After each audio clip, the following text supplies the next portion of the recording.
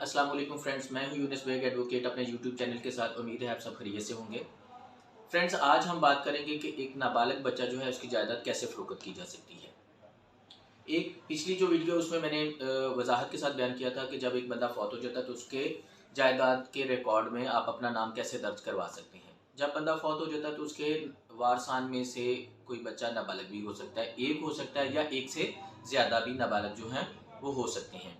तो आप नाबालिग बच्चे की जो जायदाद है उसको फ़रोख्त करने के लिए जो तरीक़ाकार है कानून में दिया गया है, उसके लिए है कि आप सबसे पहले सिविल अदालत से गार्डियन सर्टिफिकेट हासिल करेंगे और फ़रोख्तगी की इजाज़त करेंगे।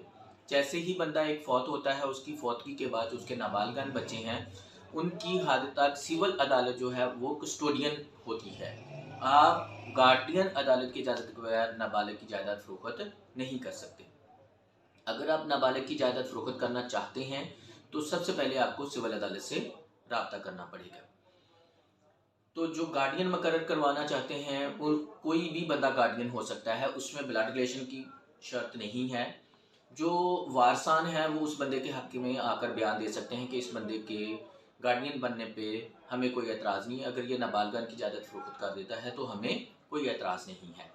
उसमें वालदा भी हो सकती है, बहन भाई भी हो सकता है, मामा, चाचा, कोई फ़र्द जो आप मुनासिब समझते हैं उसको गार्डियन मुकर्रर करवा सकते हैं। बाज़ औक़ात ये होता है कि जो औरतें होती हैं, जो वालिदैन होते हैं, वालदा होती है, जो बहन होती है, वो पर्दादार ख़ातून होती हैं, वो नहीं अदालतों कचहरियों के ज़्यादा चक्कर लगा सकते या फ़रोख्तगी के सिलसिले में वो ज़्यादा तवज्जो नहीं कर सकती। तो इसलिए जो मेल मेंबर होता है उसको ही ज़्यादा गार्डियन मुकर्रर करवाया जाता है। तो इसके लिए कौन-कौन सी चीज़ें ज़रूरत है वो मैं यहाँ पे एलेबोरेट कर देता हूँ, उसको बता देता हूँ। आपको सबसे पहले तो जो वालिद फ़ौत हो चुका है उसके डेथ सर्टिफ़िकेट की ज़रूरत पड़ती है। फिर उसके बाद जो नाबालिग है उसके बर्थ सर्टिफ़िकेट की, बे फॉर्म की या स्कूल लिविंग सर्टिफ़िकेट की ज़रूरत होगी।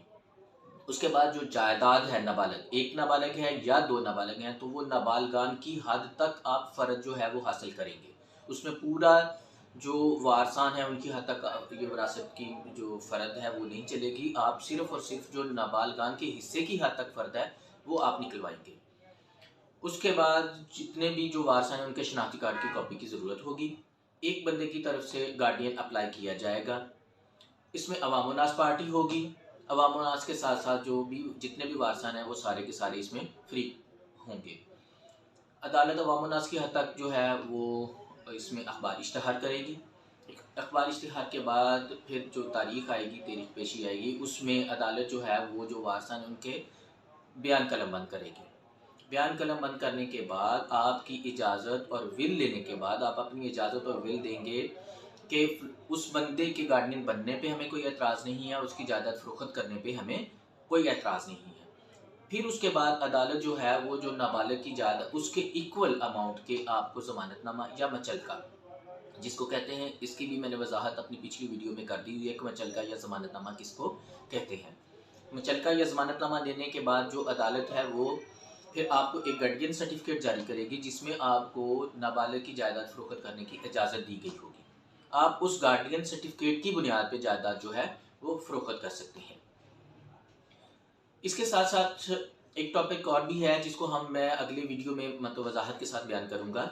उसमें ये है कि कुछ वारसान जो होते हैं, अगर एक बंदा फ़ौत हो जाता है तो उसके वारसान में कोई ऐसा बंदा भी शख्स भी हो सकता है जो 18 साल से ऊपर एज का है लेकिन वो ज़हनी माज़ूर है, फ़ातरुल अक़ल है या कह लें कि बोलने समझने की सलाहियत नहीं है उसके पास। तो जो 18 साल के एक ये भी बंदा हो सकता है कि कोई बंदा ऐसा हो जो फ़ालिज का मरीज़ हो, जो बोल नहीं सकता, समझ नहीं सकता, तो फिर उसके लिए जो है वो कैसे उसकी जायदाद फ़रोख्त की जा सकती है वो एक मैं अलहदा टॉपिक है, उस पे मैं नेक्स्ट वीडियो बनाऊँगा। उस जो 18 साल से कम उम्र के बच्चे हैं उनकी तो सिविल अदालत जो गार्डियन मुकर्रर करती है। लेकिन जो 18 साल से ऊपर के अफ़राद हैं उनका जो गार्डियन का सिस्टम है वो सेशन कोर्ट जो है, सेशन जज जो है ना वो उसको गार्डियन अपॉइंट करता है, लेकिन उसका तरीका थोड़ा सा मुख्तलिफ है, उसको मैं अपनी नेक्स्ट वीडियो में जो है वजाहत के साथ बयान करूँगा। तो व्यूअर्स फ्रेंड्स, अगर आपको ये इन्फॉर्मेशन अच्छी लगी है तो अपने दोस्तों के साथ शेयर करें, मेरे चैनल को सब्सक्राइब करें और लाइक करें।